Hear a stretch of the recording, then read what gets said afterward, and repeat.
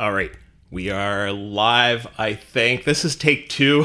If you were here a few minutes ago, I tried to do this, and as soon as I hit start, I'm using a boom mic stand to hold my second camera for my phone, and as soon as I started, it started to go down. So I gotta fix or get a new mic stand at some point. But anyways, looks like we're going, and today is the day.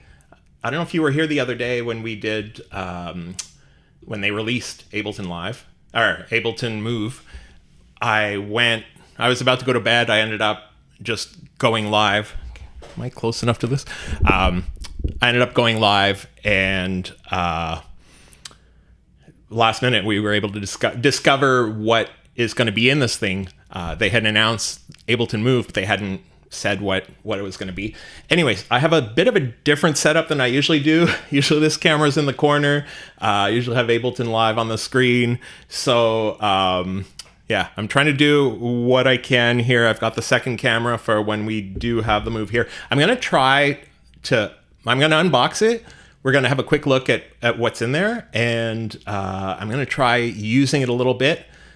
Assuming everything works, I've got the cable set up. I think I've got everything set up. It's just not my usual setup for this. So please be patient. Don't expect perfection tonight, but it's going to be fun. Okay, I have the box here. That's the thing. I have to slide it underneath this camera here. I'd like to get a better setup at some point. Maybe, I don't know how I'd set up, anyways, to have a camera right above. Okay, so first of all, this tool, if you ever have access to getting one of these, get that. A knife to open the boxes. You know how the X-Acto knives can end up causing damage to whatever's inside? This one has a little hook at the end. I don't know how well you can see it, but my dad got this, I think, at what's that store dads go to? Oh yeah, Lee Valley. I think that's where he got these. He got us all of them for Christmas one year, and like seriously, this little gadget is one of the best things I've found in years. So I'm just trying to move around this other camera. Okay, so I'm gonna just bring it down here.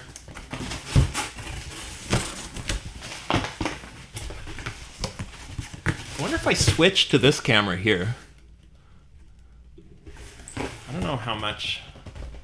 It's probably a little bit too close, but anyway. I'll get rid of this. These are fun to make noise with later. And so I've got the box here. Let's just get rid of this. Okay, so this is the actual box. It says Ableton etched in there. That's actually sort of nice.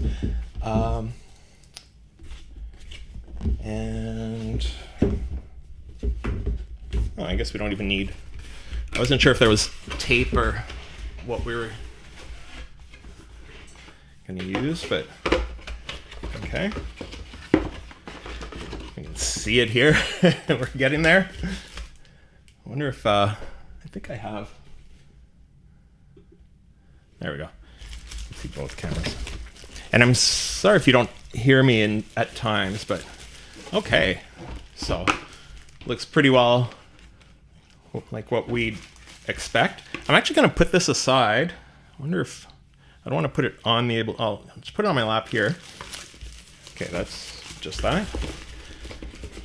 I always worry when I get stuff that it's like it's been returned already or something, and like I realize that in this case that's pretty well impossible because it launched. They were fast. They launched it on Monday evening, like overnight at basically 2-3 a.m. is where Eastern. So I ordered it pretty well right away, like maybe a couple hours later, maybe an hour later. And then, so that was very, very early Tuesday morning, and it's Wednesday evening. Actually, they attempted to deliver it this morning. This morning at 11 something, and I'll be honest, I was sleeping still. So, and I missed them by like 10 minutes. And then so I went to the post office, and I was only supposed to be able to pick it up tomorrow, but I went and I'm like, did they deliver it early by chance? Like, did they deliver it already by chance? Guy said no. He says they come in at like between 5 and 6, but a lot of the time they just wait till the next day. And luckily, when I went back, it was there. So I got it like 6 p.m. today. So I ordered it at like 3 a.m. yesterday and got it today. Anyways, it was quick. Okay, so we've got... Sorry about the noise here. So we've got this... Get started with Ableton Move. Forget where the cameras are. Okay, so this is just for the setup and how to do that. Overview, so it's not... these aren't manuals. Oh, this is sort of nice. It's got the different... Oh, this is nice. I wish this was a poster, because I think I'd put it up... Put that up on the wall, even like just for a little while you get used to what it does. But okay, we're gonna look at this afterwards. And I had seen a picture of this on, I think it's in the manual. There's a manual for Ableton Move, and I've been going through it. It's actually very detailed, so it's worth checking out.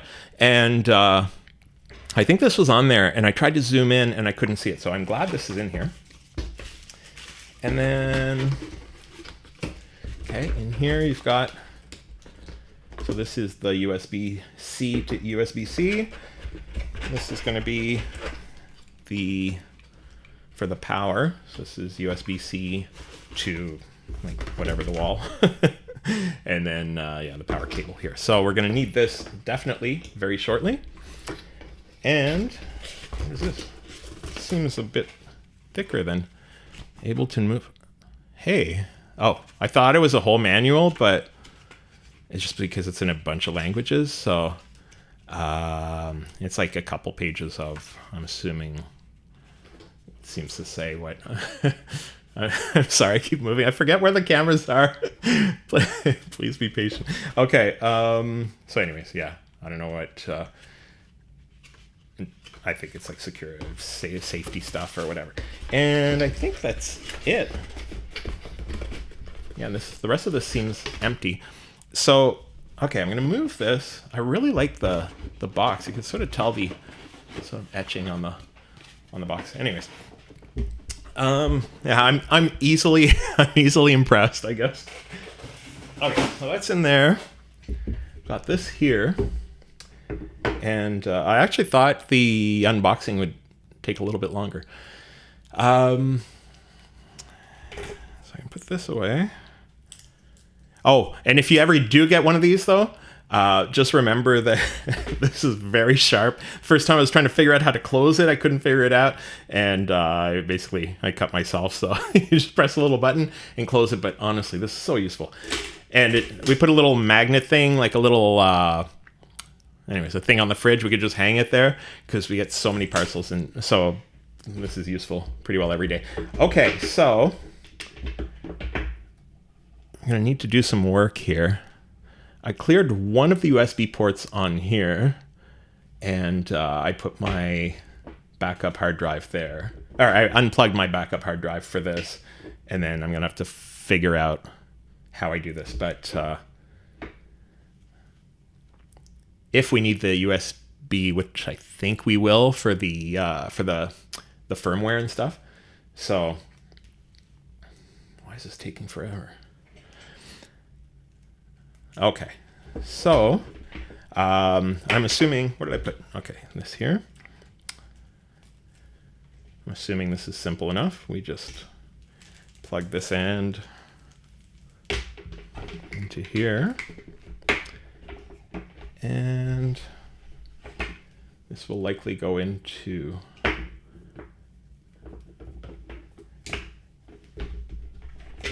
So the connection, if we have a quick look at this we're going to remove later. If we have a quick look, it's pretty well what we expected from what it was. These are raised. The buttons are they're a little bit different than these. These The play is sort of flat. I'm assuming this is the record. It's sort of in French it's édenté. It's like indented. Is that a word? And then these here are raised. This is raised, and these here are all flat. And then the knobs obviously are knobs. The wheel sounds nice. I hadn't realized. So the wheel does have, I don't know if you can hear it. It has, it's not like a smooth, it's like, it's got the, what do you call that? When it stops every little, so you can sort of tell as you're going. So it like stops at each one. Anyways, I hope you know what I'm talking about. And yeah, so on the back here, we've got the Ableton logo. We've got, I'm assuming that's the power button, I guess. The headphone jack and the audio in, which one thing they do mention is that you can use this to this. And I'm not going to try that today, but I'm going to do a video about it if it comes up with interesting results. So you can take your output and feed it back into the input to make some interesting sounds or whatever. So we're going to have to try that out one of these days. And then this is it's basically USB-A, but it's basically MIDI. And this is for the power and for the computer. So the USB-A, I'm going to try that at 1.2. I'm going to plug my computer, one of these keyboards into this and see what we're able to do with through MIDI between the keyboard and the Ableton Move. Okay, so, and on the front, there's nothing. These, I'm assuming, are the speakers, and they're bigger than I thought. Like, this is the microphone here, little tiny one here. And then these are speakers, but first of all, there's two of them, so I'm assuming you get a little bit of a stereo. I mean, they're really close together, so it may not be a true stereo thing, but you can get a little bit of stereo out of it. And yeah, the pads and whatever. So let's look here. The pads themselves, I'm trying to compare. This is the push one. Oh, I'm sorry if that's going out and making noise. I'm gonna turn that off. I'm trying to, it's tough to compare, but they do seem like nice pads. We're gonna try it in a little bit.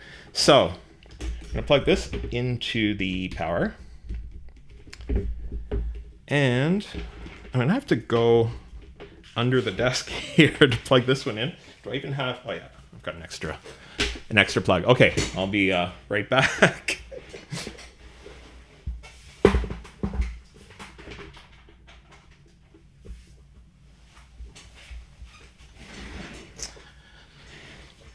All right, I'm trying to fix it here so I'm not hitting the microphone. I'm not making too much noise. Okay. So in theory, we should be able to, this was the power button here, right? There we go. We've got something's going on. Oh, that looked nice. And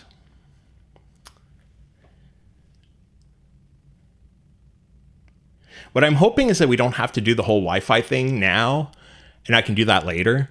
I'd like to be able to just set it up this way. Oh, I should use this instead. So we're plugged in. Anyways, I might switch it up. So now, what do we do now?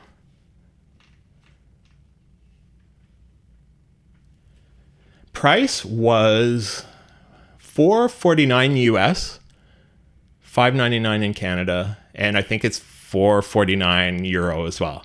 So, which at first sounds like a lot.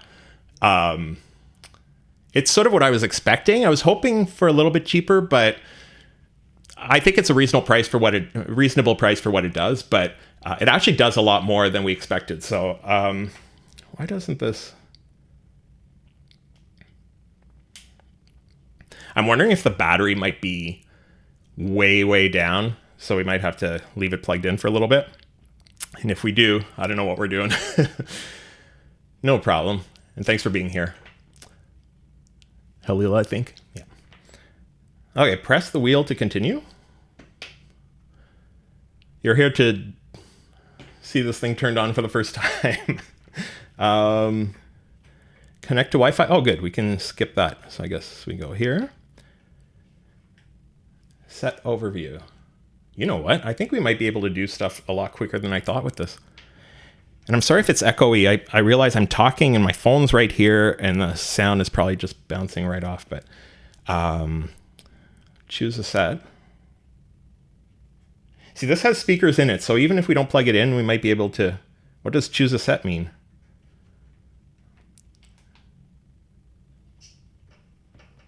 Oh, okay. So we've got something already. So you may not be able to hear this. Okay, what I'm going to do right away is I'm going to plug it in. I figured out... I'm going to plug it in so you can hear the direct feed.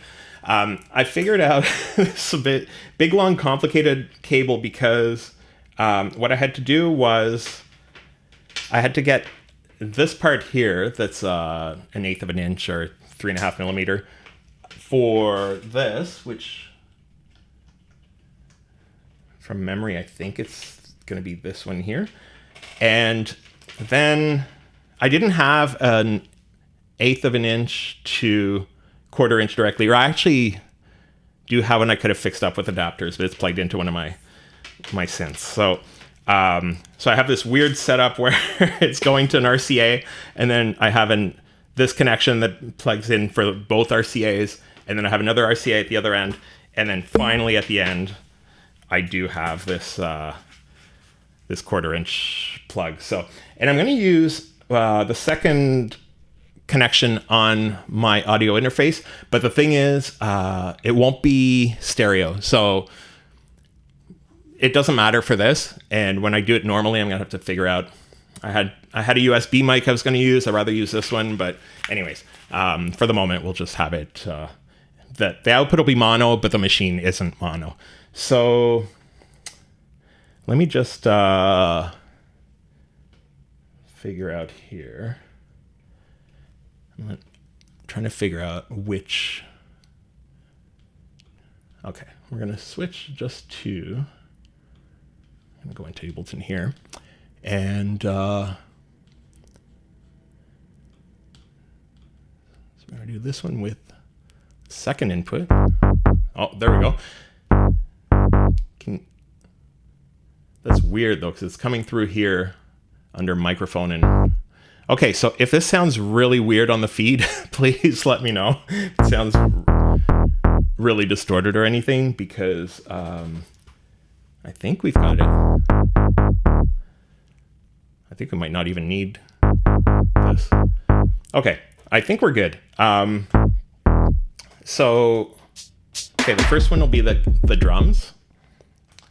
The second track is the bass. And it's basically always like that. Like, when you load up a new set, it will choose 4 sounds at random. So it'll choose a drum kit at random, a bass at random. The third one, I guess, is a synth. And the fourth one is a synth. I think there's 2 different ones, but anyways. So if we go, I'm not sure how to go back. I want to create a new project. It'll launch a bunch of new sounds. Well, we can work with this one for now, but and then on each sound that it loads, it'll have these knobs at the top they're already mapped to what was their wording? I think I wrote it down because I really like the way they said it. Basically, it's that they're mapped so. You'll have a noticeable difference right away from any of these. So, and you can sort of tell on the screen. So this one's a filter cutoff. I'll go back to this one here. Not sure. I wish I could lift the back of it. Wondering what I could put. Oh, here we go. Put these underneath. There we go. So hopefully you can see the little screen a little bit better. And And then, so these are mapped to, this one's the release, the glide, the reverb's, can we get rid of reverb? One of these must be reverb.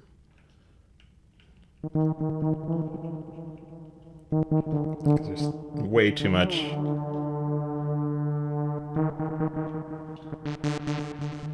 That really does sound nice though, but I want to get rid of, there's apparently there are two effects on each, but I don't know if those are controlled by these here. Okay,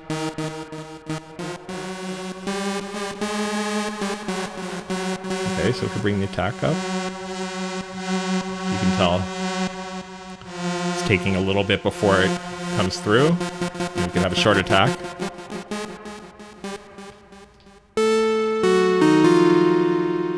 And then, okay, apparently it's this button here. Yeah, this is what really impressed me when I was noticing what was, that it was coming out, because they never mentioned this. Well, they never mentioned anything because we didn't know what was coming up. But even in the videos, like the introductory videos, they don't mention that it's got all of these because people are worried about this little screen. But realistically, the more you do, you may not be using that screen that much, because part of it is muscle memory. Part of it is like, if you're doing something, there are specific knobs that are doing stuff specifically for what you're working on. And, but anyways, these are nice here. So like the metronome here. So if we,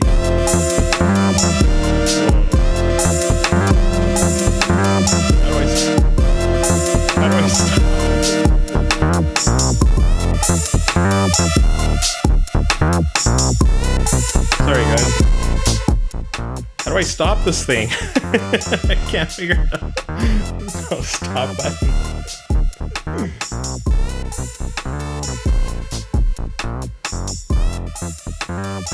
Okay, that's capture. That's not what we want. Okay, for some reason it worked this time. I'm really sorry if that was really loud. Okay, I'll just... Okay, so, yeah, so we have the metronome, but I wasn't expecting so much music. Let's, I just want to try and see if we can, okay, these are the effects. I think these are the effects for the master. Like, they're basically effects for each track, and then they're effects for the main, like, the main output. I want to figure out how to, whoa. Yeah, we got to figure out how to get back into create a new project, because okay, I'm going to turn the metronome off. Maybe this one, I think. Oh, there we go. Set overview. No.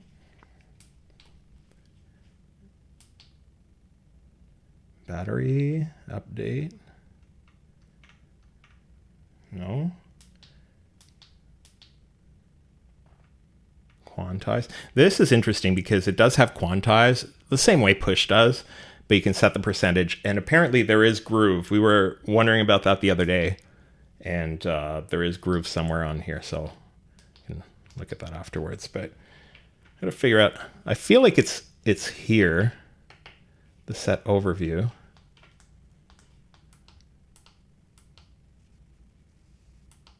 Oh, and that's one thing that's really weird with this is the session mode. If you've got Ableton Push, you're basically, well, even like it's set up the same way as in Ableton Live. So you've got your clips. So you've got your clips over here, and Push is set up the same way. So it's got all the clips, and then at the end, there's a row to start the scene, like start that whole row.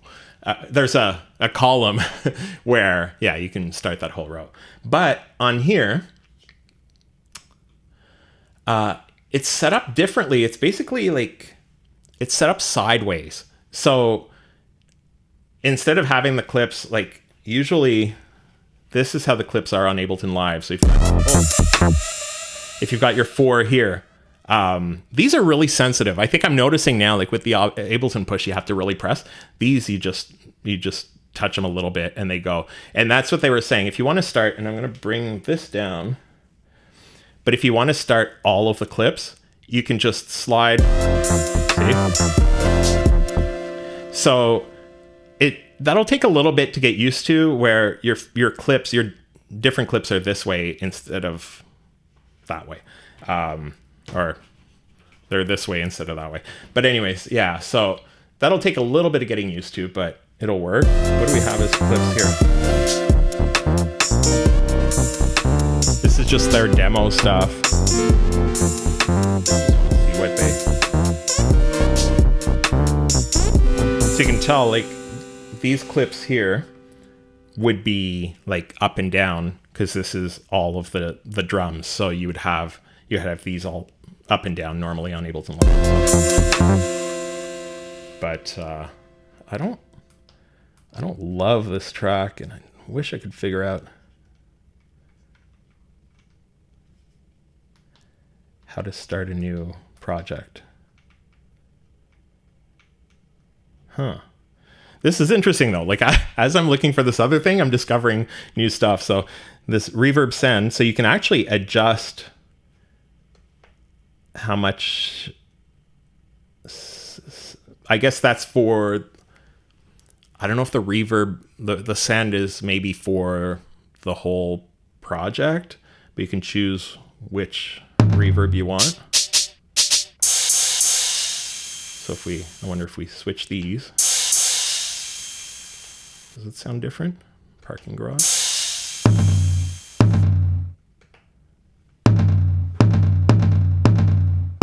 These all sound the same, so I don't, unless do we have to.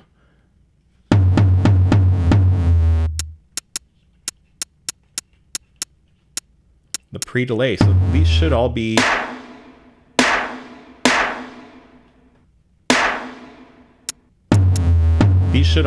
reverb settings, but they don't seem to change a lot.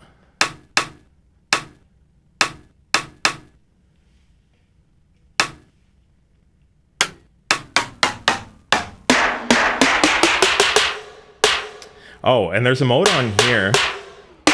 That's interesting. The transpose is really easy to switch. We're out of the reverb now. I may get back to it. Once I've had a chance to play around with this, I'll do a stream where I'm like really, sitting down and showing you how to do stuff. Right now, I'm learning myself.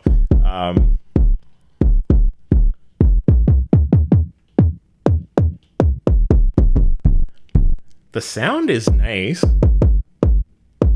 You can tell, like, you may not be able to tell because I don't know how much of it is coming through, but like hearing it directly, it does have a nice sound, and I like that it's so easy to transpose. But yeah, that's one of the things people worry about, the fact that it's only 4 tracks, and yeah, that could be limiting, but you're able to do a whole lot more than what we think, because I'll show you on the drums here, but you're able to take on each of these pads, you're able to put a sound. So let's say you take a chord, like I do a lot of deep house, and a lot of it is like these sort of organ chords, and they're usually filtered, like you'll have a low pass filter and just like get rid of all of the high end and have it a little bit, darker, deep, right? And I'm able to take a chord. So imagine these drums here. So we're gonna take this one as an example here. There's a mode here. I gotta figure out which one it is. It's not note repeat. I like that when you press the buttons here, it tells you what it is. Clip 50%. It's basically called 16 pitches or something. I thought it was one of these. Anyways, so what you're able to do, why? Okay, well, I'll just explain it and then I'll show you another day how you do it. But basically, you're able to take this sound here, and these are your pads, but these here will be the pitches for each of these pads. So in theory, if you want to have a chord, you put the chord on here, and you can resample it. So you can play a chord, go into one of these other tracks, find the instrument you want, play the chord, resample it, like save, just play a C chord or whatever, and you resample it. So you save that, and then what you do is you would save that chord here on this pad, but then you would have here the 16 different pitches for that one pad. So you're able to have like play melody with that chord, if that makes sense. And yeah, it is tiny. Like, it's about what I expected size-wise, but if you can tell, like, the push here it's probably about half. I should measure, but yeah, it's probably about half the height of push and almost as wide, but much lighter. It's like, this is I think they said 2 pounds, and like, I'm gonna be sitting on the couch tonight playing with this, making some tracks. And so yeah, so you're basically able to, on this pad you have, let's say, your chord. On this pad here you can have whatever bass line. On this pad here you can have bells or something, and then each of these will have 16 different pitches. So you're able to play each of these with a melody. So in theory, you've just got that one track, but you've got 16 different instruments on that one track if you want them. So I'm hoping that makes sense. It's but I can't figure out how to turn that on. And I'm wondering if you press it a little bit longer. There's these buttons here that don't light up at all. And I'm wondering if that means, if there are buttons that don't light up, oh, okay, it depends on what it is that we're doing. But if there's some buttons that don't light up for some stuff, that's interesting, because it gives some options to add that as a feature later. Note repeat. I know it's like you press the shift and it's one of these. Like, that's why I can't figure out why I can't find it. But anyways, it's one of these, and it'll light these up. No, maybe no. But anyways, you can use it more than you can have more instruments than the 4 tracks if you are creative about it. And I'm hoping that these things just become so natural after a while that you're not really thinking, you're just adding stuff. And that's what happens. Like, if you look at older drum machines and stuff, I mentioned this the other night, like, you look at a 909, the buttons at the bottom can do a whole bunch of different things depending on which mode you're in. And it just seems so complicated when you're trying to figure out how to use a 909. But if you've been using it for a while, it's like, you know exactly what it is. Like, your brain just figures it out. And I love that it just tells you what these buttons are doing. And this has an undo. Oh, it tells you. I love that. You can tell. I don't know if you can see it when we do undo. I'm actually just going to do a bunch of redos, so we go back to where we were. So I just hit this to delete a clip. So if we do undo, it goes back to it tells you were working with a clip and you deleted it. And undid the delete, so you brought it back. And then you just keep going back, undo. Yeah, undo. So it just keeps removing stuff. I wonder if we can go back to way at the beginning, like what we had right from the start. Wow, we can go way back. I don't know how far we can go back, but okay, it must have been about maybe 20 steps that you can undo.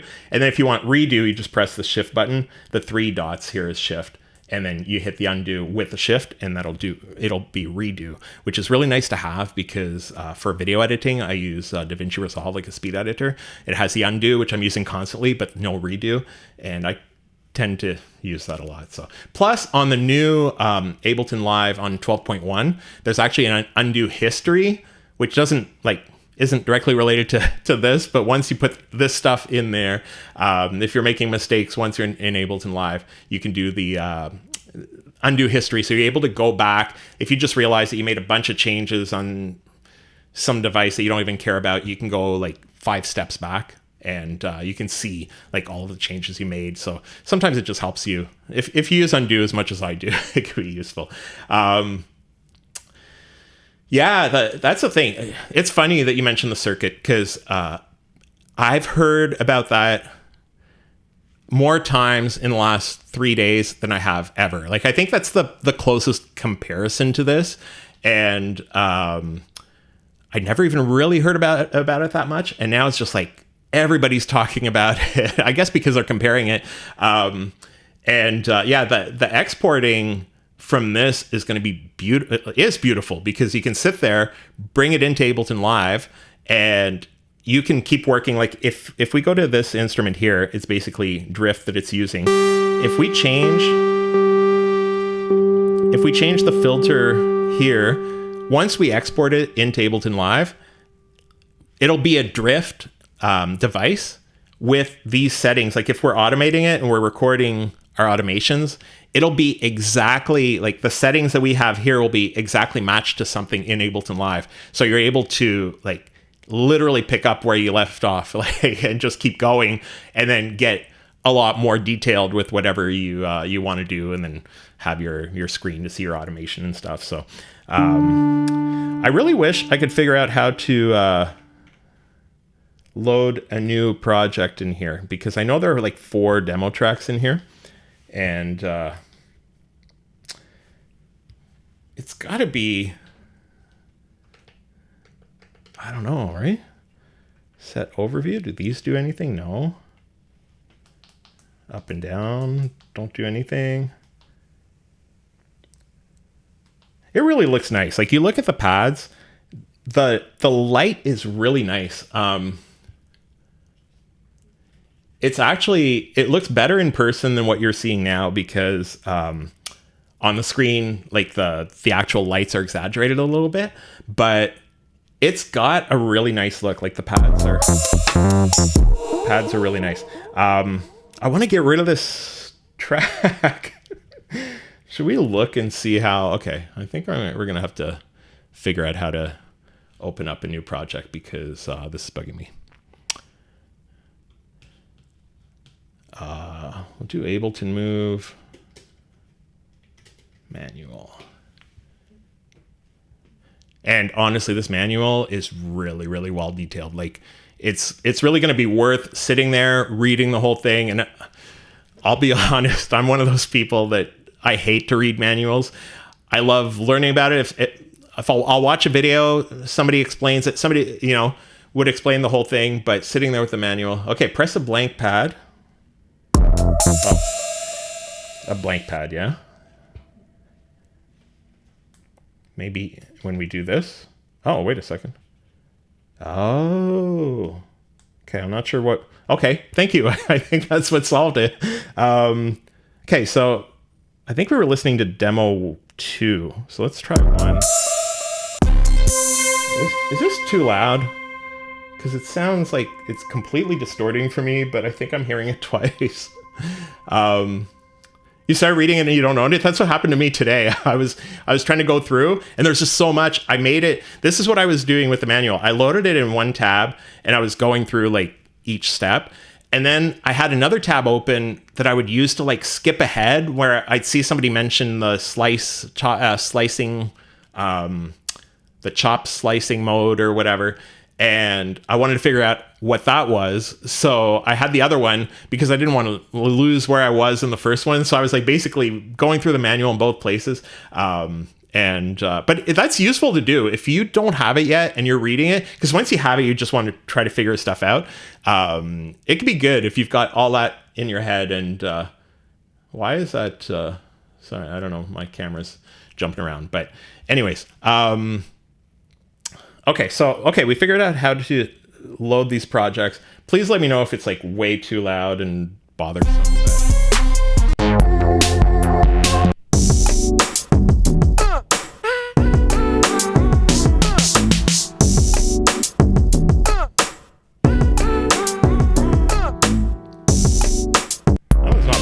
That's actually the only one I really like, is the fourth one. So if we load the fourth one, I'm assuming this is going to be the kit they used for it. This does sound nice, though.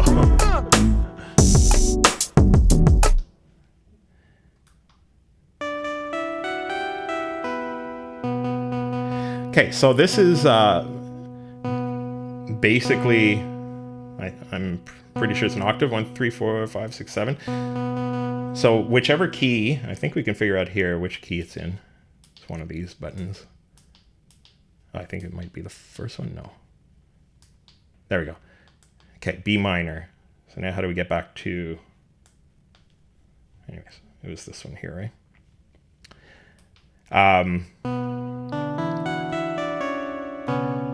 So this is going to be all the notes from the B minor scale, and then here is going to be this one, sort of like an Ableton push, where it'll have, I think there's a different key mode in here where we can, is it here?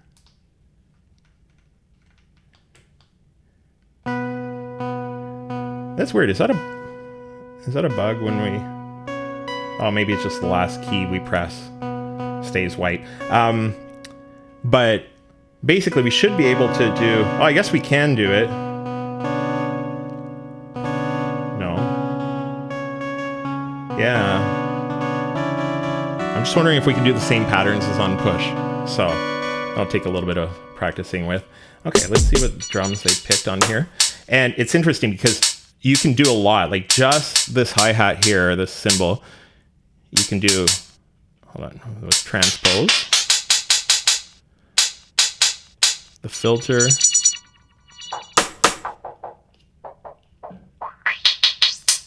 Okay, so we'll just stay with this one here. So you can set the start point here. Just have the very end. The attack. So this makes it a little bit smoother. Almost like what am I thinking of? Anyways, whatever. I can't even think of the word. Oh, it doesn't matter. Anyways, hold. Okay. So this will make it short, and this will have let it ring out a little bit more. And the pan. Okay, so pan left and right, you won't notice a difference. Actually, you'll notice it go up and down a little bit, but because like I was saying earlier, I have my microphone set in for one input. I only had one input on here the way I've got it set up for this. So we're really just using the left side, and this is where you can tell it is truly stereo, because if we go to 50 to the right, you don't hear anything because I don't have the right channel plugged in. So it's nice that we can. I love that the transpose is so easy on each of these pads, because I guess it is still on Ableton Push, but it just seems like doing the transpose, I don't know, it always feels like an extra step that it's just nice to have it right there, like literally 3 inches away from the pad you're using. So your layout is different. I'm not sure how you change it. I wish I could help you with that, but I have no idea myself. I know if you go here, like if you're hitting shift and so you can go, this is for the documents here. Oh, I know what it is probably. If your layout's different, like this is specifically for a drum kit. So it'll be this layout on a drum kit. And if you go to an instrument, it'll look like this. I don't know if that's what you've got, like one of these layouts. That's interesting. So on this one, you can still change, you can transpose it, but it's not as important on here because you can go to these different notes. You would transpose it in this case just to get it in key originally, but this really does sound nice. I find it's got too much reverb, so I wonder if we can there's the release for the actual sound. So we got to figure out how to send the reverb, figure out how much reverb send we've got. This is really going to take it's going to take some time. Like, I find that in a way, I was expecting it to be really tough to figure out at the beginning. I find it easier to sort of understand stuff just because this screen, almost because it's a small screen. Because if it's a larger screen, you don't know where to look. This one's telling you, like, no matter what you do, it's telling you what you're doing right now. So it's sort of nice to have that focus, but yeah, it's going to take a while to sort of get through, like, to be able to actually do stuff, like think of something and think, okay, I want to do this. I want a bass that sounds like, I want a Reese bass type of thing, and go and find it. And that's one thing. I don't think you can search. Like if we go to bass here, the second one I believe is going to be the bass. And I'm assuming we can switch. Oh, wait a second. There's the reverb we wanted to get rid of earlier. Oh. Okay. So if we're on a sound, this is our sound. So the stuff here is going to be our sound when it says wavetable. And that'll be the wavetable synth or whatever. And so this is to adjust the actual sound. And then, actually we made it sound horrible now. And okay, so this is our sound. And then if we want to adjust the reverb on it, or the effect, I think you can change the effect. We're going to leave it on the reverb, but oh, okay, this is where we could change the effect. We're going to leave it on reverb, but then as soon as you turn this wheel and we end up on, okay, wait a second, how do we get back? As soon as we turn this wheel, see, I keep touching these. That's what's happening. As soon as you touch them, see, like it'll change. You don't even need to actually do anything on the knob. You just need to touch it. So that's what's happening. Okay, I got to leave these alone. If we want to go to the reverb, we go to reverb, and then all of these knobs automatically are just matched to whatever the reverb is you're working on. So if we want to reduce the room size, I don't tend to put, there we go. I don't tend to put a lot of reverb on bass. Like, I just don't find that it sounds good. Like, there are ways to make it sound good, but you can, okay, so this controls the reverb, and then you've got two effects per track. So in this case, it's the reverb and the saturator. So as we go here, we can adjust the saturator, give it a little bit more drive. The dry wet. Okay, I'm sort of getting this now. And then, so then if we want to change the reverb, we just click on here. And then we go to another effect. Let's do delay, because that'll be really noticeable. It just sounds like, there we go. Okay, we're getting this. So you can import presets from desktop Ableton. Yeah, I think so, because they were saying once you've got this set up, I'm wondering if it works now. I don't think it works because I don't have the Wi-Fi set up, but it might. If you go to move.local,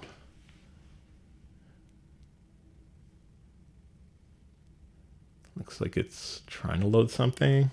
We might have to set it up on Wi-Fi for this to work though. But anyways, yeah, it'll give you a sort of management area, and you're able to bring samples to it. And I'm guessing presets, like you're saying, which is really nice, because like, I could see this really be something where you're working on your stuff, even like feeding, if you're able to bring presets on, as you work on stuff and you're saving your presets, like you might like every little while just bring some new presets in, and then you automatically have new stuff to work on in there. So you're basically getting a fresh new machine with fresh new instruments, like as you go, customized to like your exact sounds. So yeah, this isn't working. So a lot of this I'm going to sit down and figure it out, and then I'll do another stream. I have a whole bunch of videos. I was looking this morning. I think I have 11 videos planned for the Move. And like as the day goes by, I'm like, okay, I could do something about this. And that's without even like, I received this a couple hours ago. So once I start playing around with stuff, that's where I'm going to, have a whole bunch of other stuff to talk about and to show you. Oh yeah. Okay. So, oh, you know what? I just realized I was trying to show you, I was trying to log in and you couldn't even see it. So, yeah, I keep forgetting I have the two cameras here. Okay. So, let's see what else we've got here. So, okay, so we've got each track has the 2 instruments. That's how we get to them here. And, which is really nice. And then, so we figured out how to get the different, how to change the effects on each track. Now let's see if we can change what we're actually using it for. So if we've got this, so it's on drift now. If we click on this, so we can change whatever it was here to, let's do a pad and see what it'll sound like. So okay. And then we scroll down. I don't know if I like this. I guess it has to be that way almost, but as you're turning it just like there are the notches, so it ends up in place. That's going to take a bit of getting used to, because especially if you're like moving it constantly, it just feels like it'll get annoying to always be doing that. But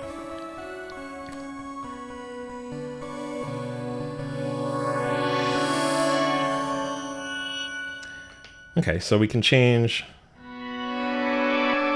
Look at me changing the sound right away without thinking. I'm getting the hang of this. And I'm assuming we can bring the octave up and down.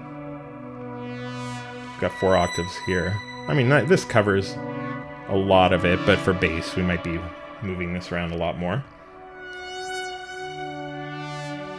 Okay, so if we go here, what I'd like to do is clear. How do we clear? Okay, if you guys use this already, how do we clear? Like, I want to start with a whole new project. Maybe on here. Oh yeah, I think that's what somebody said, right? And we go to, oh, there we go. Okay, so we go to blank pad. That's what you were saying. Okay, thank you. Okay, so, and what happens is when we do new set, it actually loads 4 new sounds. So the first one is a control kit. Let's see what. Not sure I love this one for what I want to do, but low vintage bass, which doesn't seem low, so we're going to have to figure out how to change octaves. And the basic saw large. And Indian flute. This all seems pitched too high, so we got to figure out how to change the octave on here. But what I'm going to do first is I'm going to go back here. Oh, this is interesting. So empty set. So this is a set we were just working on. So as you're creating new sets, I love that. So you can create a new set, do your stuff. So people are saying like it's limited to 4 tracks. Yes, it is. But like in theory, you could do your work in parts, right? So you could do 4 different sets here, each with 4 tracks. And then when you're bringing them into Ableton Live, you're able to bring, like you can merge them together. You bring one project in and then the other project you bring into that project. So this gives us a lot to go on. So I'm not sure. Okay, so I'm assuming to delete this set that we just did that I don't like, we just probably press on this and the X, delete, and then what do we have to do? I'll press pad again to delete. That's nice. It doesn't delete it right away, so it doesn't, you know, it gives you a chance to confirm that you're not making a mistake. But it still does. Okay, so we're going to do this. So we want to do delete, this one, press the pad again to delete. Set 1 deleted. Okay, so I'm assuming, so in theory we should have 4 new sounds here. And we do. This is the Rushmore kit now. Basic Jupo bass. Ecstatic pluck. You know what? Even just like sitting here and doing this over and over, you're going to discover some presets that you wouldn't have noticed on their own. Like, because this is, I'm assuming we're using drift here for most of these. But anyways, you can go into there, like you'll start to recognize the presets, like, you know, the preset names, and then have some starting points. So it's nice to have those starting points. And like Alex said, you can import your presets, your own presets into it. So that'll be really nice too. So I like the fact that we're able to just get a whole bunch of random stuff until we find something with it we like. So I'm assuming we do delete, This one again, set to, I don't know why this one's lit up. We're gonna, all right. Empty set. Okay, so every time. Okay, this is probably something we can deal with. So I'm assuming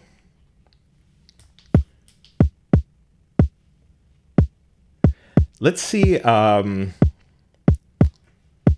gotta figure out how to set our BPM. Is it gonna be here? No. Actually, this is fine anyway. So we can either, so there are two ways to do this. We can either record,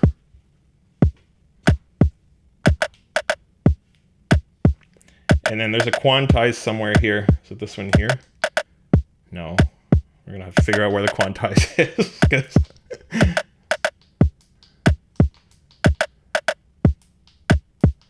The groove, tempo. Okay, there's the tempo we were looking for. Quantize.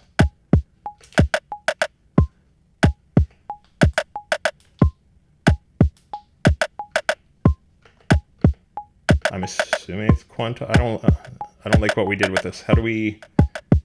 I guess we can just go back to these. Okay, get rid of the metronome. And where did I order from? I actually ordered directly from Ableton. I'm in Canada, so the shipping from Sweetwater, because right from the beginning, Sweetwater released it before Ableton, maybe an hour before, a few hours before. And the shipping was too much. But if you're in the States, you get free shipping from them, and it's the same price everywhere. But I got it from Ableton from Ableton directly, and it took a day. Like, everything was in stock. And I remember when Push 3 came out, that's what I was worried about. When Push 3 came out, it was like, it took weeks, especially if you wanted the MIDI controller part, like the one that wasn't standalone, really was out of stock for a long time. So, hey, somebody else from Canada. Where are you from? So let's just see here. This is a really nice kit, like, which is really weird because these kits are in there already. And that's the thing. Like, I use a lot of sample packs, so I'm always going and basically making, I don't want to say making my own kits because I'm getting each drum individually, but I always forget to check out the Ableton kits, and these are really nice. So, okay, so we can just see here.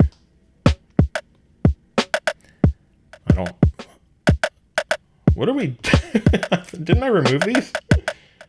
I don't know how oh, okay, there we go. We just deleted it, but did it delete deleted the whole clip. Okay, we'll do undo. Okay, what are we doing here? Okay, you know what? We're gonna try new in here.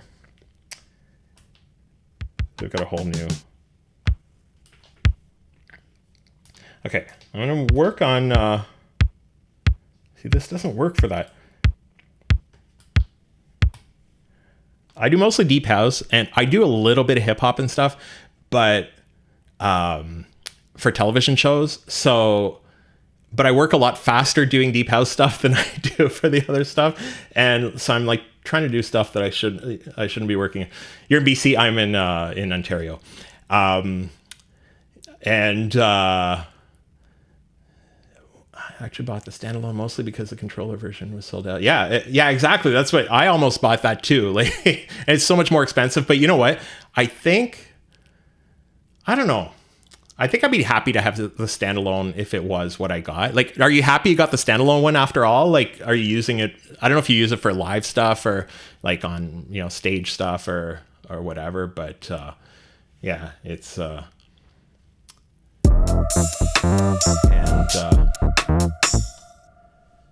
the 4-track limitation. Yeah, there are two things about that. It hasn't felt restrictive yet. I understand that it is, it can be restrictive. One thing I was mentioning earlier is there are ways around it. Like, there are two ways. One of them is to just create like a few different sets and then like put them together. Like you're basically putting the puzzle pieces together later. But there's a really interesting way to do it where you can take these pads, and I haven't been able to figure out how to turn it on yet, but there's a 16 pitch mode. And so basically if you're in a drum kit like this pad here, you can set it so each of these is going to be a different pitch. So in theory, you could, that's what I was mentioning earlier, is I do deep house, so I can do a chord, and you record a chord on here, like an organ chord, and then you can play 16 different chords, like pitches of the same chord there. You can get different sound here, and you can just resample it. So as you're going through with these four, if there's a sound you like, just save it. You would just resample it as one note, and basically you do just a C or whatever. And then when you go in here, you can use each of these 16 pads can be a different instrument that you built as a kit, and then each of them can be played with 16 different pitches. So in theory, you could get, you wouldn't have that range. You don't have like 4 or 5 octaves, but you'd have 16 pads is going to be like, let's say an octave, a little bit more than an octave, but you're able to have those 16, and that's on one track. So in theory, if you wanted to really build something, you could use one for your percussions and the other 3 for 16 different instruments each. So that's going to take some time, and that wouldn't be like an immediate thing where you're able to get them built. But I guess you could do that and then save them. Yeah, I hadn't thought of that. You could save those as a preset. So if you're basically saving them as a drum kit, like your own drum kit in there. So then you have these 16 sounds every time, and they'll automatically be matched. Like these sounds are already like these here, the knobs here are already mapped to do some stuff. So you basically have a little bit of control on those 16 sounds, so you're not always using the same ones. So I don't think it'll be as bad a limitation as we think. I have a feeling in my case, like the percussion, I usually do my percussion split up. Like I'll have one track for the kick, one, each one, like one for the snare and clap, one for the hi-hats, and one for the percussion, like the ear candy type of thing. So that might be a little bit of a limitation once I bring it into Ableton Live, that it's all on the same one. So I might have to work differently from that. But like technically, the percussion will be one, the bass will be one. I have a feeling I'm going to use like the percussion and use this to build my patterns mostly, and then build the bass line, which usually takes a while to get it right. So that's something I can completely do on here. And then have maybe like the melody and a pad, like chords in the background or something, or have a few different sounds. But then I have a feeling that what's going to happen is like I'll be doing the bass of the track on here, and then all of the little pieces, like sometimes you'll just have you'll have a track and you'll just have a little bling somewhere with like reverb or something and a bit of delay. I mean, that would be you don't want to use up a whole track for that. I guess you could load it as a drum pad, and eventually maybe I'll do that. But I have a feeling those little things, like those tracks that you have where you've got a long track and you're looking at it on Ableton Live and you've just got like a little bits and pieces here and there. I think those are the things that we'll want to do in the DAW. But I don't feel that like it'll necessarily be a limitation. I think there are ways around it to make it interesting, and I think like you can do so much with the 4 tracks that you have that I think it'll be really like interesting to see. We'll have to see how that'll work. But so if you're using standalone on stage, like you're definitely better off with that. Like just the number of things that can go wrong with having, I mean, I'm sure you're bringing your laptop anyways and doing that stuff, but if most of the sound is coming out of there, it's just an extra place where for things to go wrong if you're using it right in in the DAW and stuff. Like I was a DJ for years, so it's like you want to have the absolute minimum and then have your backups, but I could see that work. And that's what you're absolutely right for the limitations. Like that's the thing that I was thinking, like when I saw this, I think those limitations will be really useful because you'll be able to sit there and build. I'm already noticing it. Like this screen, that's what I noticed earlier. I'm like, the screen felt like it would be limiting. People are like, oh, it's just a little screen. There's nothing there. But I love it because it gives you that focus. Like you're able to work. And I think that's how it's going to help us is we'll sit there and be working on one thing at a time. And I think it's just it's too easy in the DAW to be doing 100 things at once. And even the way I work, I'll be sitting there and I'm almost mixing as I go. And like even the mastering, I won't master as I go, but sometimes I'll do a little something in the mastering wise to see, okay, what will it sound like? And then I'm like, I'll just leave it on there and whatever. So I think just having that focus that like really we're dealing just with the drums right now. I think it'll be nice. And I find, as much as I thought it would be limiting at the beginning, I actually find it's almost the opposite. I almost find like it can do way more than I expected. Like, and if you saw my live stream the other day when we were watching the videos when they launched of like everything you can do, I was just like sitting there going, what? Like every time they explained something new was like, I didn't expect this would do it. Like I really thought this would be a glorified drum machine. And I've looked at the Volca Beats and Volca, the Korg ones, the little tiny ones. But you can't export from them. You can't, there's not even MIDI out, I don't think. So it's a type of thing where like they're very limited in what you can do with the stuff you come up with. And even then they're limited with what you can do. Like each machine does specific things. I find that like, you're able to build a whole track. That's one of the things I want to do. I want to see if I can build, once I figure out how to use this thing, I want to try to build and release a track like directly from that, not ever touching the DAW. I'll have to do some mastering. So I actually will use, I think, Ozone or the IK Multimedia suite there. You don't even need to bring it in the DAW. I want to see if I can make a whole track on here and release it without ever touching Ableton Live. So, oh, really? It's a pain to even time the Volcas? Because you know what? You're the first person that I've seen that actually has used them. So I've been watching videos. The place I went to buy it was like in a smaller town, and they were big on, guitars and there were like banjos and fiddles and stuff, but there really weren't like violins, depending on where you live. But they really didn't know electronic music. And I said, I'm looking, they had moved the store, like it was 2 stories. And then they moved all the music stuff downstairs, it looked like. And I said, is there still stuff upstairs? And they're like, oh, mostly storage. So I said, okay, so like your things like drum machines are downstairs? And he's like, drum machines? Like, what do you mean? I mean, like, electronic drum machines. And he's, oh, like that? And he basically pointed to drum set. And I'm not sure if it was like a regular drum set or it was one of those like the electronic pads and stuff. But like he had no idea. But once I showed him the machine I meant it was on the wall, he was like, oh, this looks really cool. He's going to go check it out.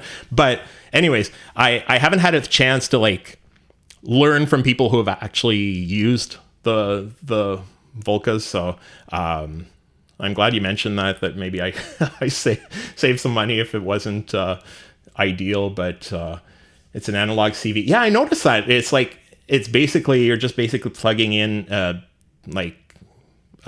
mini jack or 1/8 of an inch jack in there, but it's not terrible, but not trivial to provide. Okay.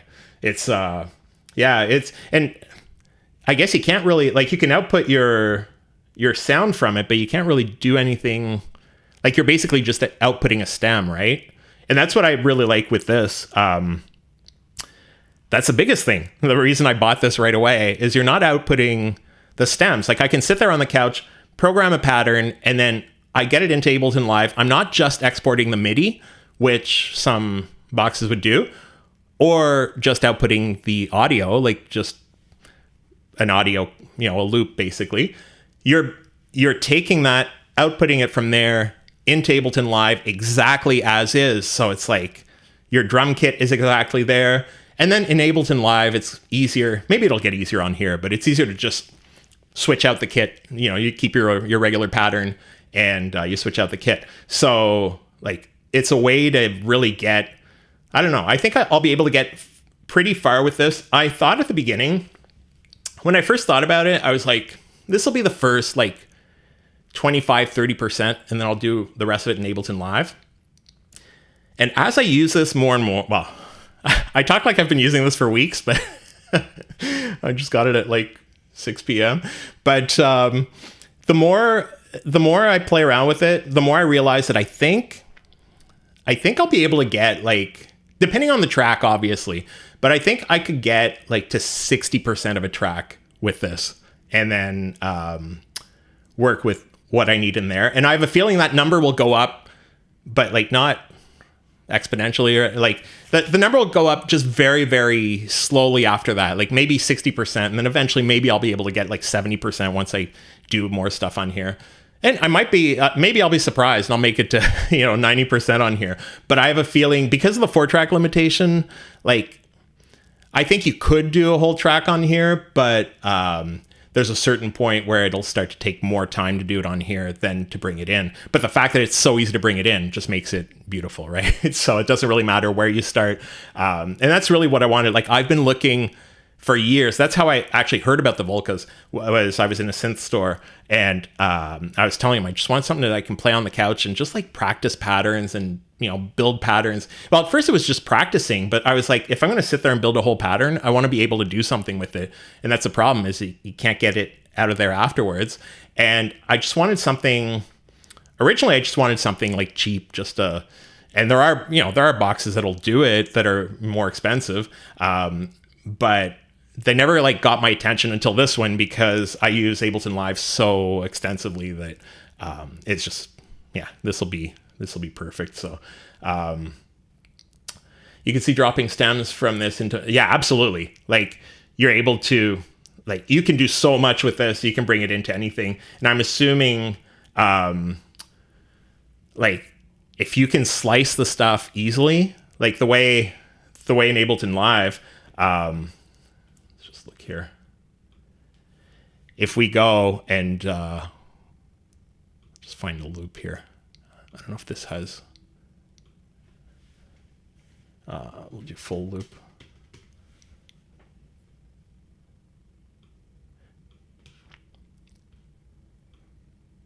If we just take one of these loops and we drop it into just do here, a MIDI, just do on a MIDI track. There, I double clicked on it by mistake, but there we go. It loads it into Simpler automatically. You go to slice and it's already sliced. So I wonder if I can, wait a second. So you can just use this. So you can build your patterns in here, bring it into whatever you're using, and then just slice it up and work from there. But this might be a good way to do it. I don't know, if you guys use this, please let me know how to do it. I want to figure out how to change it to live control mode or whatever. So to use this as a controller instead of a standalone. And I'm wondering if it's, control live? Is that what? Oh, okay. We won't be able to do that now. We have to update it. So I'll do that next time. But anyways, you definitely don't need to have live to use this and to make this super useful. Like we really won't, I'm so not used to having the two cameras. So sorry if I keep forgetting to go back to it. You definitely don't need to be using Ableton Live. And it does come with the intro. Oh, and if you do have Ableton Live already, I noticed this when you order it, if you order it on the website, make sure that you go, like it comes with a Ableton Live intro license. But if you already have something higher, I'm assuming it's anything higher because I have the suite version. And when I ordered this from Ableton, it's like, it says, what license do you want to use? wonder if I can find it.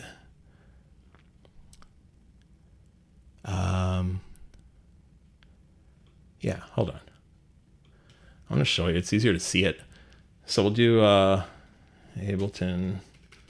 Actually, we'll just go to ableton.com. Okay, we'll go to the Move. Obviously, the price will be different here because it's Canadian in my case. But so if you go to Buy Now and you go down here to add it to the cart, see that this over here, Bundle with Live. First of all, it's closed in. I thought it was opened up in the first place, but when you click on it, if you're in your account, it will actually say, just keep your own version of Live. And there's a different tab where you got to go into this and you can choose the Live 12 intro. Like you don't necessarily need the intro and the regular version, but at least you'll have an extra license that you can do whatever. If you want to use it on extra computers, you want to just set it up to do some basic stuff or whatever. But the default, if you have a higher version of Ableton Live, will be to not get an extra, like not get a license at all. So just make sure you go add the intro, the free intro license. So anyways, just a little tip there. So are you sure you can import your own Drift presets? I'm not sure. Somebody mentioned that you can bring the presets in. I know you can import your sounds, and I don't know. Well, let's find out. Let's go to I think I still have the manual set up here. So we'll do import presets. Okay, we'll do import wave files up to 100 megs.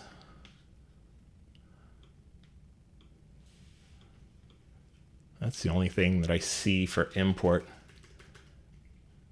presets. Yeah, we'll have to figure that out. There, Move Manager. There we go. That's where it is. Like, and I was hoping it would work earlier. I tried to load it. It wasn't, but I think I got to update some stuff and connect the Wi-Fi and stuff. But it allows you to manage the content stored on the hardware, sets, samples, recordings, and presets, as well as sets stored in Ableton Cloud. So that almost sounds like you can bring the presets, or maybe it's just manage the presets in it, but I'm pretty sure you can. And I'm going to remember these questions and I'll do a future stream or video about it, answering a lot of these questions once I figure out how to do this thing. Renaming a set. Yeah, we're way. Oh no, I guess we're still in the stuff for the Move Manager presets page. There we go. Allows you to track presets to Move. Okay, there we go. Yeah, we can. The presets page allows you to upload track presets to Move. Track presets? Is that what it would be? Because we're looking at device presets, right? So I guess the track presets would be, so I guess in theory, you could make a preset, turn it into a track, and bring it in. That's a weird, weird way to say it, but okay, there we go. You can upload both individual presets and preset folders, which work like uploading samples. So yeah, you can bring your presets in. Drift and Wavetable, I think, will be the only ones that you can bring in though, because yeah, they're the ones that are built in. So the other devices aren't in there. So, but yeah, you can bring your presets in. The upgrade price drops when, oh, really? I did not know that. So if you're upgrading, wow, that's really good that you discovered that. So if you're upgrading from Live 11 to 12, your upgrade price actually drops when you get it with the Move at the same time. So yeah, I would, that makes it a really good deal. Like, I really think I was at first disappointed when it was this, because a lot of people, like, there was a leak a few years ago which looked exactly like this, and I was like, yeah, is it just going to be very basic or whatever, you know, something from a couple of years ago? But I guess, you know, it takes a while to build these things, and, you know, last few years have slowed a lot of stuff down. So this is going to, like, I wasn't sure what to expect. Once I started to see the videos of what you can do with it that Ableton put on their website, I was like, okay, I like this. And then the more it went, I was like, it's really going to be useful. So, and I'm noticing like already I'm starting to get the feel of it after not very long at all to figure out how to do stuff. So yeah, I don't like their demo their demo tracks, except this fourth one. I don't know if you guys were here earlier, but this one's not bad. But, oh, is that too loud? That is really loud. I like this because of these sounds here. And apparently there's a record in here. So in theory, we could record stuff and just replace this here with, whatever sound we want. Yeah, this will be really good. And each of these pads, like you can take these pads, you can actually record stuff onto these pads, and each recording can be 4 minutes. So if you do lo-fi or whatever, and you want to have some ambience noise, you can, like, there's a bunch of stuff we can do with this. So, yeah, I'm gonna have to sit down and really play around with this thing and really get it sorted out, and then do a proper live stream and some videos about it. And but yeah, I think that's what we got so far. I'm gonna try to make a little bit of a track to at least get something started for next time. But I'm wondering, okay, so let's see if we can just change. Oh, so we can actually change just this kick. I'd like it if this had, and I don't know if there is, you know how on Ableton Live you can you can throw this little headphone.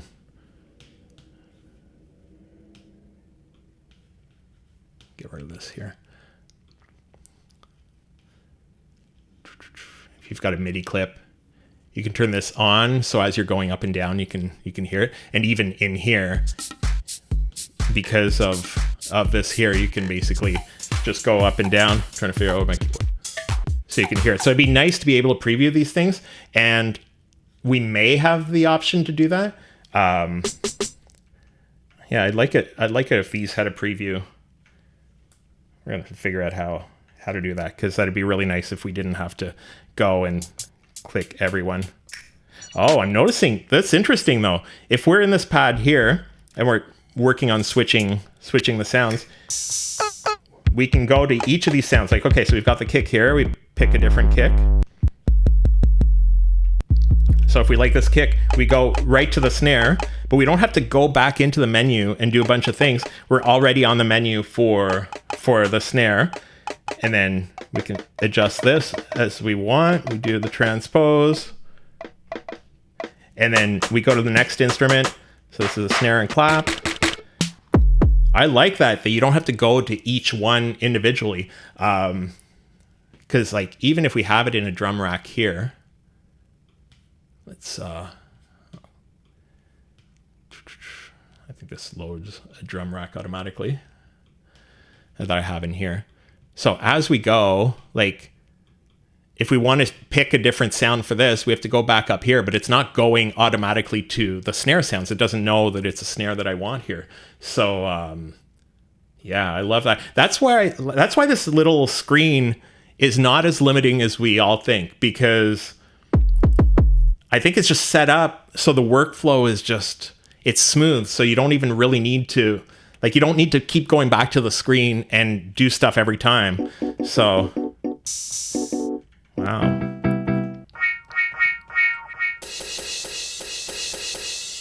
I love that you're able to switch these sounds so easily. So, the working adding features. Yeah, I noticed that too, where when they mention the interviews, if you see interviews with the product manager for this, he keeps saying, for now, and even in the manual, they'll say, for now, you can only do this. And he kept saying for now. And the other thing was he kept saying it's on the roadmap. And so they do have a roadmap to do more on here. And you're right, like, they can just update the firmware and do a whole bunch of other stuff. And they put enough buttons on here that they have those possibilities. Because that's one thing, I just want to drink some water. That's one thing I noticed on Push is the buttons are already all used. They're like, this is the Push 1 here. I'm noticing, like, I think there are 3 unused buttons that I can see. So they can add stuff, but they're adding stuff around what's already there. But when we look down here at like what this does, each of these, like this is the stuff for the drum, like the drum specifically, are working with the sequencer and stuff. But it brings this. There are some blank spots here, and if we go to one of these, because it should, oh no, these will stay the same. But there are different modes where, see on this one here, it'll have these, all of these are unused. So there is space to build this, and which would be really interesting. And one thing I did notice about Ableton is over time, they support their older hardware, and I hope that continues, and I'm sure it will. But like Ableton Push 1 can still do, like when they add new features, if they can work on Push 1, they will. Like there's some stuff obviously it won't work, like the MPE or whatever. But even once they started adding the MPE stuff and the aftertouch and whatever, the Push 1 was able to handle the aftertouch part of it. So that's really nice too. So we're hoping that, you know, the early adopters of this that we are, we're hoping that, you know, as they build this, that we'll still be able to get some new features to it and just get it updated a little bit. Like I was saying, like the fact that you can move your stuff onto it just gives you a whole bunch of options too, because they say there are 1,500 instruments in there, but like a preset, you've got 64 gigs of memory, and they were saying there's about 50 of that's usable by you.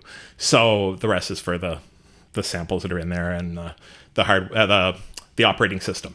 But like 50 gigs, like if you look, a preset for Drift is like, it's basically just text. So it doesn't take any space at all. So you could put, like, if you wanted to sit there and build 40,000 presets for Drift, you could throw your 40,000 presets in there, and like it would probably take up minimal space. Like, so you're able to fit a lot of stuff in there. I'm not sure, like the randomizing that it does, randomizing instruments, I'm not sure if it does it just from their instruments, or you can make it randomize with your own, which would be nice as well if those were included. But yeah, thank you for your service of figuring out any bugs and bad units so the Wave 2 folks like me can thrive. Yeah, that's what I was worried about too. I'm like, even when I loaded it up, I at the beginning of the stream, it's like I turned it on and it was like the screen went on, it did something and it went off, and I'm like, what if, like, you know, we haven't heard of any problems because, you know, we're just receiving them, like it's been what, for not even 48 hours, right, since they released it. So I guess they had some people had access earlier and stuff, and they've done a lot of testing and stuff. But yeah, I was worried that there was a problem with it. I don't know if the battery was like completely at zero or what, because when I turned it back on, it started to work normally. So yeah, I'll take one for the for the team to figure out what doesn't work on this. I thought there was a bug earlier when we were on this mode here. See, where if I'm playing these instruments, like these notes here, if you press one of these notes that are red, for some reason it stays after. And I was like, is this a bug because it has it here and there? But I'm assuming there's a reason for it, because it does it like every time. So no bugs yet as far as I know. So does it serve a page for Move like the Push? Yeah, it offers. Oh, I don't know for the public, like if you can sort of log into it with the public key and stuff, but it does have, yeah, it will have it's move.local, and that's what I was trying earlier to see if it would load, and it didn't. So I'm assuming I have to set it up.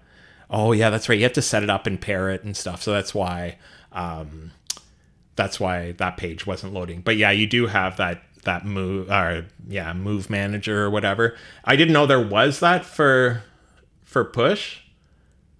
Yeah, I didn't. I'll have to look in. I don't know if it like can do anything with a Push 1 or whatever, but it might be. So what do you do if you want to log into the Linux shell? Like you could technically adjust the code? Like, can you add scripts to it? Or yeah, I've never gone get that deep into that. Like I've had to use SSH key, like public keys and stuff for websites and stuff, but I never even realized that you could use it for stuff like this. Oh, for the standalone? Okay, yeah. But that's interesting that you can actually get into the code and possibly do stuff. I don't know, like I was going to say I'm assuming it works the same way, but it may not, because they were saying, okay, so the scripts aren't that useful. But the thing is, I don't know, it may not work the same way on here, because they were saying that it's more like the Note than it is like the push standalone, which I thought was a weird statement, but I'm assuming that means like under the hood.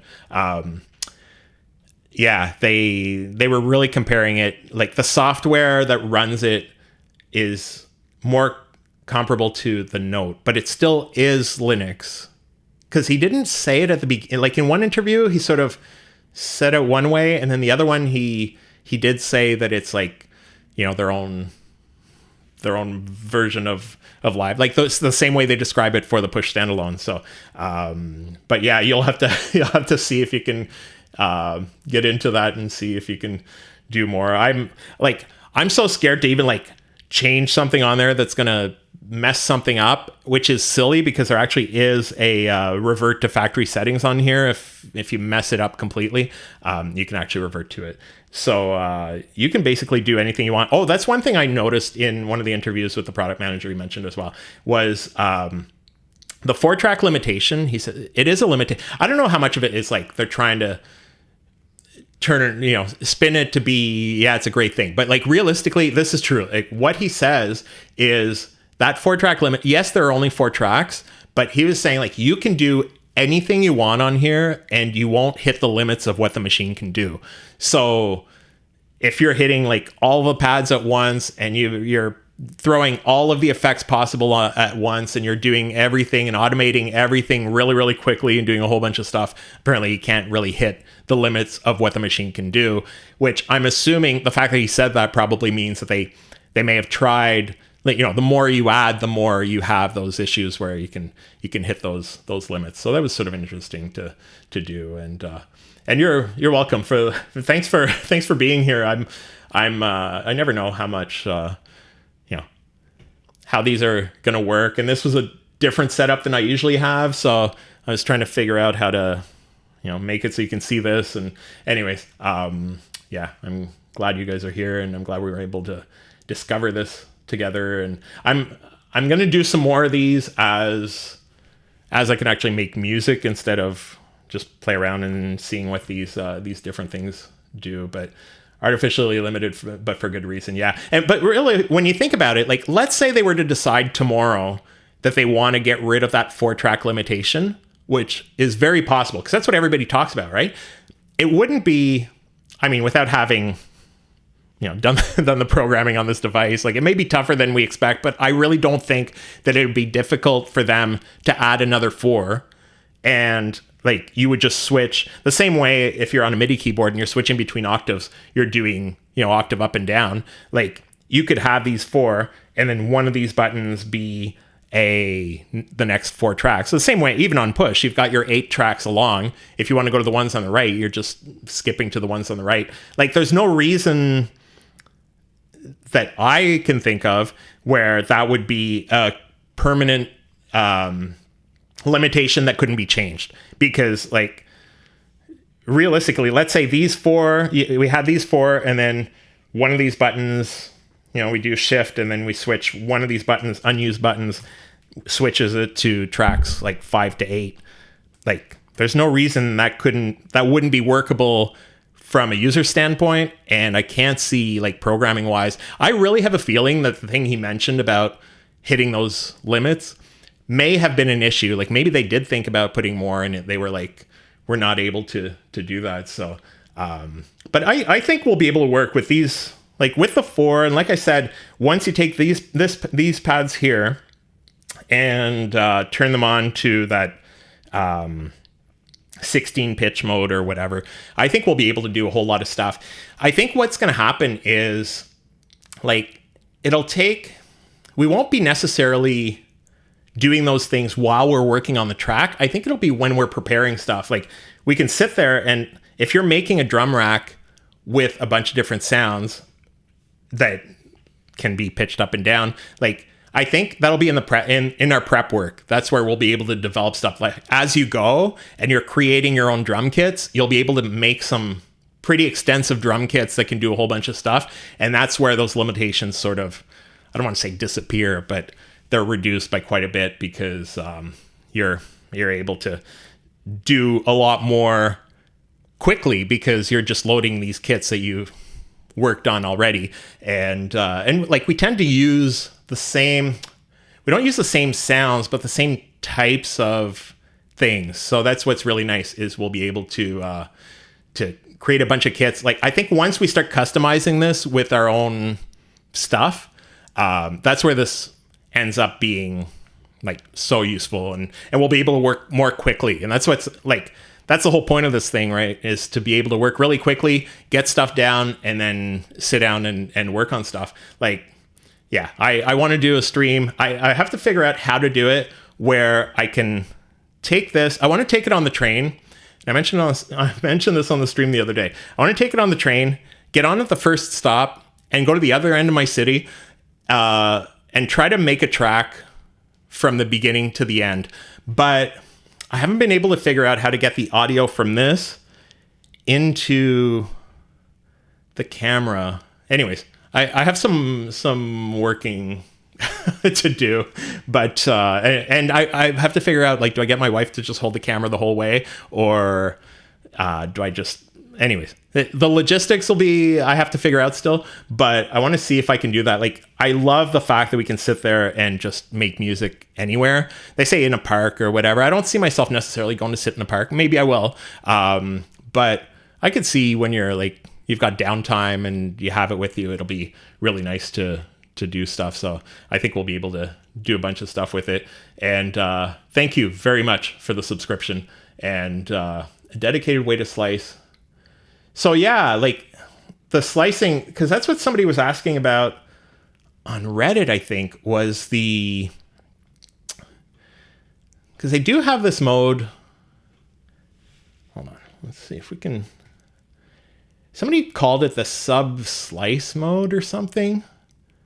Yeah, slicing sub mode. So that's this stuff here. And I was trying to figure out about that too, because I'm guessing you can take... Yeah, you'd almost have to bring it into Ableton Live, slice it, and then bring it back as a drum rack, which would be sort of annoying. So it doesn't slice, if I understand like that correctly, it's like it doesn't slice the stuff on its own. I mean, I guess you could load the same sound into each of the pads and then use it does have the start. Oh yeah, it has the start, but it doesn't even have the end, right? I wonder if we do shift. I'm not sure what this one is, but this might be, would this be the... Yeah, I'm gonna have to figure out with this, but I'm sure they're gonna be adding stuff to this like constantly. And yeah, wife logistics, but luckily she's really helpful. Even right now, she's like, okay, well, I guess I'll go and just, be quiet so it's not too loud. I'm like, well, if it's not like banging stuff around the house, I'm like, it should be okay. She's so supportive with this stuff. 'Cause this microphone, I used to like speak really close to the microphone. I had some people saying, oh no, you're popping the P's constantly. So I'm trying to adjust the right, get the right spacing and stuff. But it does pick up more room noise, and this room isn't treated the way it should be. So, can you load an audio loop in a cell? I looked at the manual. It only shows how to record a loop into a cell. Yeah, you can load it. Yes, you can. But you have to do it through the Move. Is it Move Manager or whatever they call it? You go to, if you've got it all set up and you've got it paired with your computer, you go to move.local, and they say how to do it if you've got 3 or 4 moves, but at this point, I think all of us have just one. Yeah, you go to move.local just in your browser, and it'll actually bring up where you can upload stuff to your. You'll basically upload the stuff to your Move, and then from there you can pick it and add it. Basically, put it into a drum kit. So that's the way you would do it, from what I understand. Yeah, the Move. That's the thing. If you're working 3 jobs, and it's like. I was just thinking, like, it really is small and easy to carry. The only thing I can think of for carrying it is cases. Like, we'll have to find, I'm sure some people make it, but because the knobs stick out quite a bit. So if you look here, it's like, and you obviously don't want to break them. So like, I'd be scared to just like throw it normally in the backpack. So I feel like it needs something to sort of, I don't know, protect this. So hopefully there'll be some cases that have a little bit of an indentation to carry this. So yeah, it'll be good. I have a terrace I live in a taller building, and there's a terrace up there, and I want to go up there. I might try. They're closing it for the season at the end of the month, but I want to see if I can try to go up there and make some music just like in the sunshine. That's the other thing. Like, I want to figure out how to get the output of the Move to like here I can plug it in, no problem, but to get it directly to basically my phone, I'd probably use up there anyways. So I want to figure out how to do that properly. But yeah, I think we'll be able to, like, I think we'll find uses for it. It's like one of those things where at the beginning you're like, I'm going to use it for this, I'm going to use it for this, and I have a feeling that'll change. Like, we'll be like, oh yeah, I plan to use it, you know, if I'm waiting for a meeting, well, maybe we won't bring it for that, but we'll bring it for, like, you know, we'll realize that we're taking it on trips, and you're sitting there in the hotel, and it's just so easy to make a track.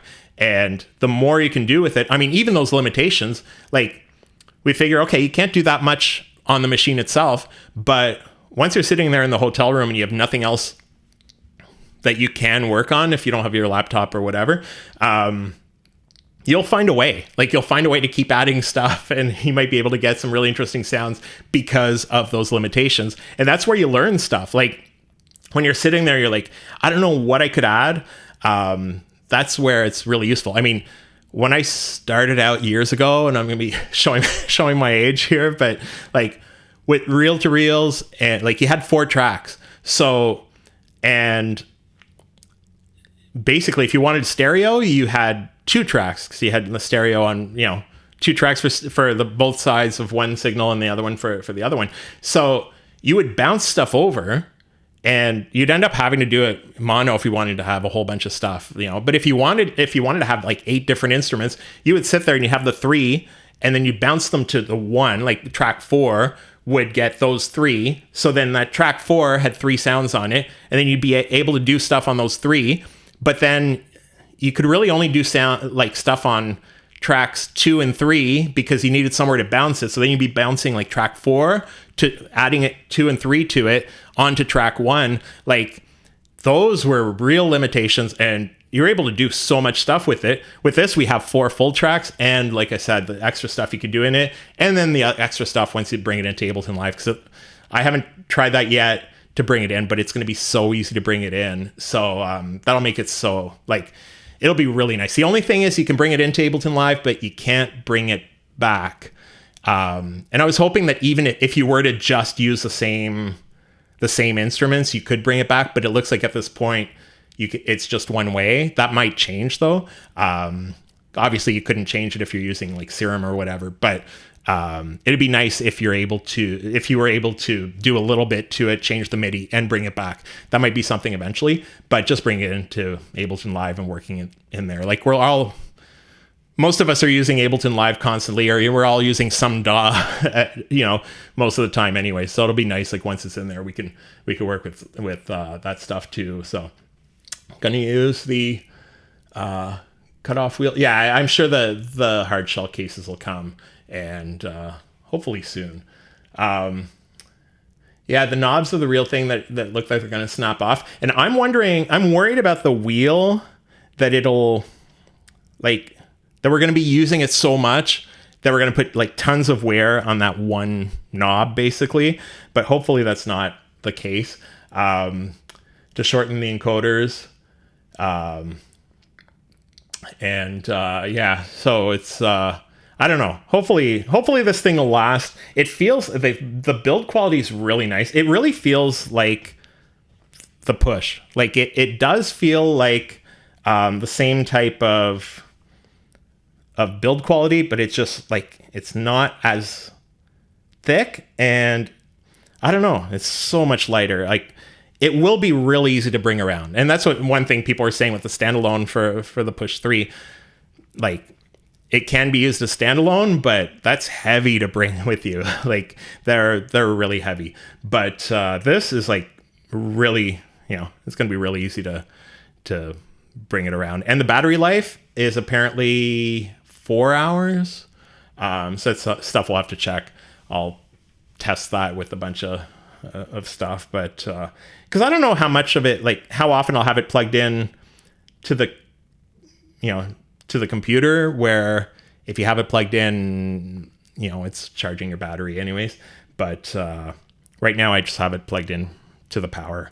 But yeah, we'll have to see if that battery life, like 4 hours is reasonable, because realistically in 4 hours you can find somewhere to plug it in. Like there's always somewhere you can plug it in. If you're going to somebody's house, you work with it a little bit, you plug it in there a few hours before you go and whatever. But we'll have to see how long it takes for that battery to drain, but also how long it takes for it to charge. I don't know if it's a quick battery to charge. So are the pads the same size as on the Push? I can compare to, this is the Push 1.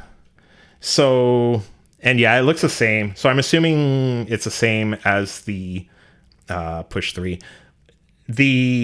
It'll be slightly different. Like it'll have a different feel because it's not the same. They're not the same pads as the Push 3, because the Push 3 has the MPE or whatever. But like one thing I noticed earlier is if we want to start all of the instruments, I don't think we have anything programmed, but if we go back to there we go, this mode here, it's weird because it's reversed, right? Like usually these clips are like this way on Ableton Live, but here they're here. But they say if you want to start all of the clips at once, you just, oh, I didn't know we had that loaded. Sorry for your ears. But you just slide across, and it's like really easy to slide across. Like on Ableton Push, you really have to press those. But this one, it's like, yeah, it's so easy to just slide. You just slide across. I guess it'll take a little bit of getting used to, but you don't have to hit each one individually. The pads are really nice. They're really responsive. I don't like that track, but anyways. Yeah, I've seen a few people mention that it has a feel like FL Studio. And they're right. Like it does, especially if you go to this one. There's a sequencer mode on there that, yeah, it does have that. I guess it would be this. Why does it keep... See, I'm not sure what I just did here, but I'm assuming this is a feature. Okay, so if we go to the drums here, these buttons here are basically our sequencer, right?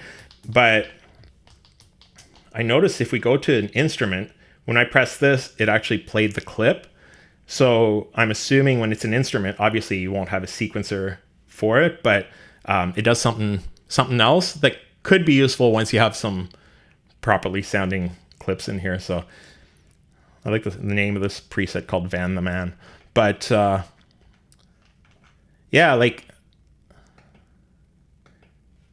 see, this is the first time I noticed these. What are these here? The red lights here. I hadn't noticed that there were lights here, the same way that at the bottom here, like we don't expect these to light up. But I don't know what these red ones are. Okay, so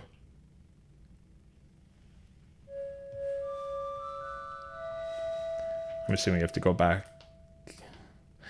I don't know. Maybe that was just to tell us that we're in the mode to switch instruments or whatever. So the sequence also works with the melodic. See, that's what I would expect. It would work a little bit, but if I'm in here, when I press that, it starts to play that demo track. I don't know if it's as distorted for you guys as it is for me. I apologize for that if it is, but when I play the output of here, I think I've got it coming twice on my headphones. So, okay, wait a second. Yeah. So this here. Oh, okay. So yeah, I guess it's just because we have, okay, hold on. If we do this, we load a new set here, do our own, and then we do here. Oh, you're right. So then how do we, oh, okay. So I'm assuming this one here, does it choose that one? Oh, okay, yeah. I see what you mean now. So I guess we can use this. And then, so if we hold it down, this is note length, no notes. Oh, okay. So I guess if we go to one, oh, okay. So if we go to something that does have a note on it, so this one here, we hold it down, it says note length is 10. So I'm assuming, oh, hold on. I think I just turned it. So then, oh, there we go. Okay, so we can make this one shorter. Let's see if we can. We won't notice it as much on this because it's sort of a plucky type sound, but oh, okay. This is going to be like, the more I discover, and obviously like we could do this on push probably. And I think I've seen where, we do that, but I don't generally use that because it's just easier to do it in Ableton Live when you're sitting there with push for something like that, for the way I work. But like when you're limited to this, that's where we're going to really figure out how to use this and do a lot of stuff with it. Yeah, I think it'll still be really useful. So it works different than the OPZ.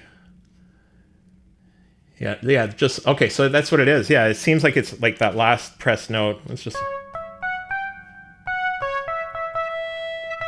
Okay, this one we'll be able to notice a little bit, so... Oh, hold on. Is there a way to mute? I want to mute one of these tracks. Okay, hold on. I think I can just delete that clip. No. Okay, we got rid of that clip. So if we want this here, so we want this note again, and then this one here. I don't like that last one, but okay. So then if we want to take this one here, so we're taking this, and then we're going to see if we can, oops, so we can change the note length to 26. Oh, okay. There we go. Okay. So yeah, like you said, so it's taking that last note and, okay. Yeah. The M button. Oh, to mute it. Yeah, you're right. So, okay, let's try it with this. Oh, that's easy. And it tells you in the screen. That's what I love about the screen. Like, it doesn't seem like it does much, but it just like confirms what you're hearing, right? So it tells you Apple Solo unmuted, Apple Solo muted.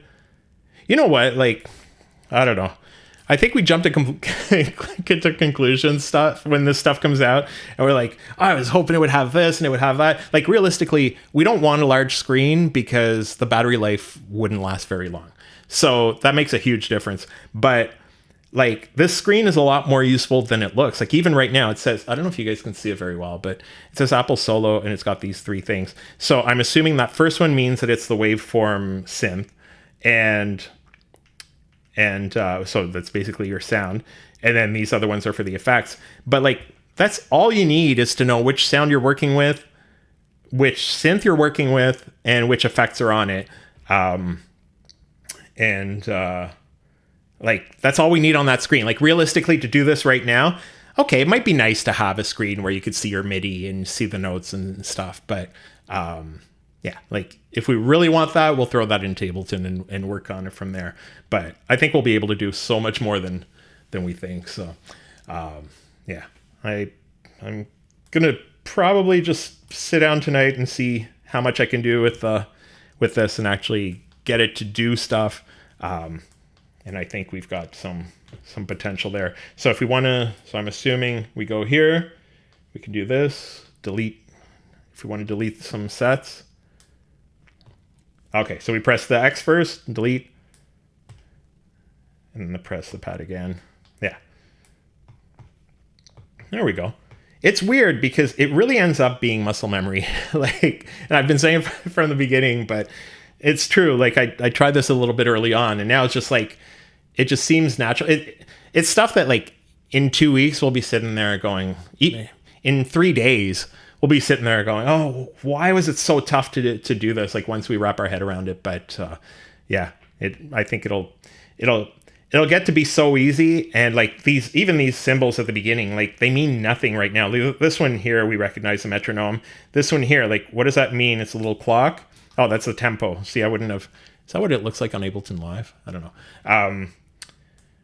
But like once we associate that with the tempo, then we're able to just sit there and adjust it really quickly. Like it'll just seem completely normal. So yeah, I'm gonna go and try to play with this.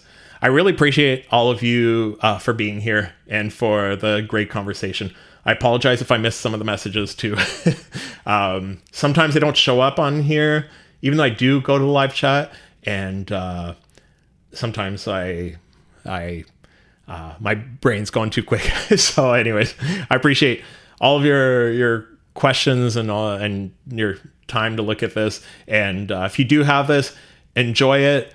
Let me know how you're enjoying it, and if you learn anything interesting, feel free to, send it my way. And I hope I see all of you again. And yeah, thanks a lot for being here. And yeah, until next time, let's go make some music with the Move. And if you don't have it yet and you're still waiting for it, hopefully it comes in soon for you. And if you aren't planning on buying it for a while, hopefully I'll have some more content that's not Ableton Move related. I do a lot of stuff about a bunch of different plugins. I do some Reason stuff, some Ableton stuff. So hopefully I can help you learn some of that, or have a place to chat about some of that. So anyways, I'll see all of you next time. And yeah, thanks a lot for being here. See you soon.